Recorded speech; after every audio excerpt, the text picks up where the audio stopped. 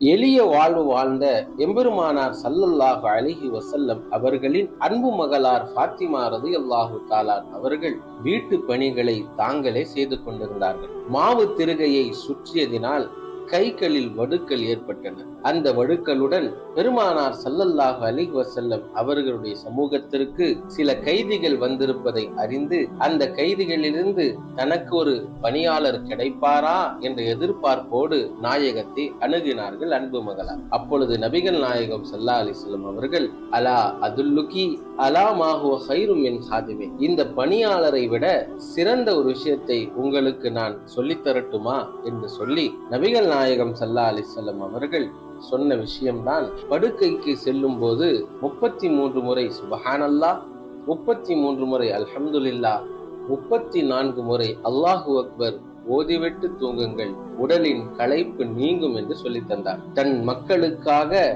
சொத்து சுகங்களை சேர்க்கின்ற தலைவர்களுக்கு மத்தியில் இப்படியும் ஒரு